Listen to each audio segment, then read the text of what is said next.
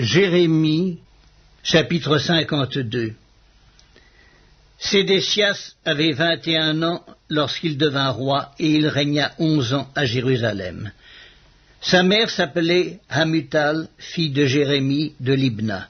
Il fit ce qui est mal aux yeux de l'Éternel, entièrement comme avait fait Joachim. Et cela arriva à cause de la colère de l'Éternel contre Jérusalem et contre Juda, qu'il voulait rejeter de devant sa face. Et Sédécias se révolta contre le roi de Babylone. La 9e année du règne de Sédécias, le 10e jour du 10e mois, Nebuchadnezzar, roi de Babylone, vint avec toute son armée contre Jérusalem. Ils campèrent devant elle et élevèrent des retranchements tout autour. La ville fut assiégée jusqu'à la 11e année du roi Sédécias. Le 9e jour du 4e mois, la famine était forte dans la ville, et il n'y avait pas de pain pour le peuple du pays. Alors la brèche fut faite à la ville, et tous les gens de guerre s'enfuirent et sortirent de la ville pendant la nuit par le chemin de la porte entre les deux murs près du jardin du roi, tandis que les Chaldéens environnaient la ville.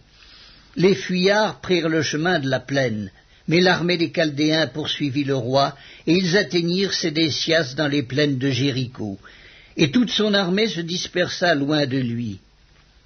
Ils saisirent le roi et le firent monter vers le roi de Babylone, à Ribla, dans le pays de Hamath, et il prononça contre lui une sentence. Le roi de Babylone fit égorger les fils de Sédécias en sa présence. Il fit aussi égorger tous les chefs de Juda à Ribla. Puis il fit crever les yeux à Sédécias et le fit lier avec des chaînes d'airain. Le roi de Babylone l'emmena à Babylone, et il le tint en prison jusqu'au jour de sa mort.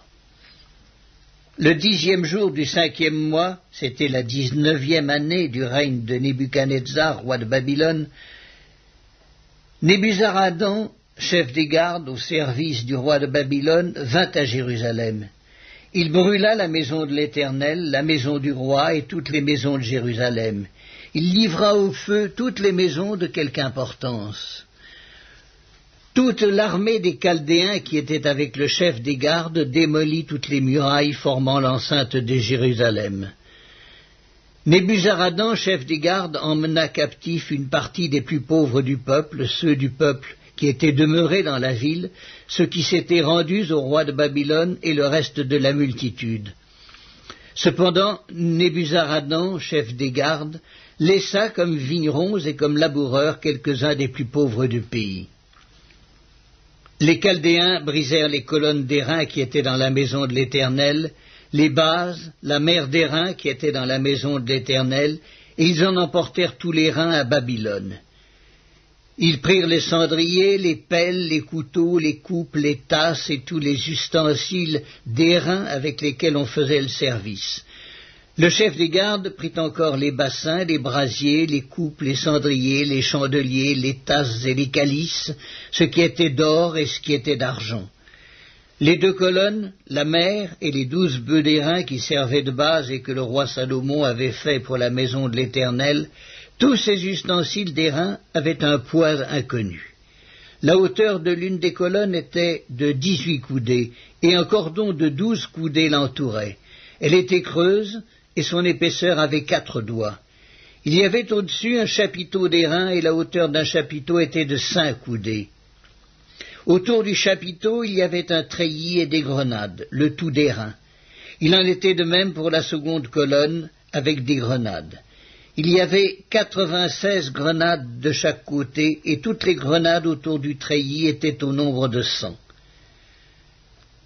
Le chef des gardes prit Seraya, le souverain sacrificateur Sophonie, le second sacrificateur et les 3 gardiens du seuil. Et dans la ville, il prit un eunuque qui avait sous son commandement les gens de guerre, 7 hommes qui faisaient partie des conseillers du roi et qui furent trouvés dans la ville, le secrétaire du chef de l'armée qui était chargé d'enrôler le peuple du pays, et 60 hommes du peuple du pays qui se trouvèrent dans la ville. Nebuzaradan, chef des gardes, les prit, les conduisit vers le roi de Babylone à Ribla. Le roi de Babylone les frappa et les fit mourir à Ribla dans le pays de Hamath.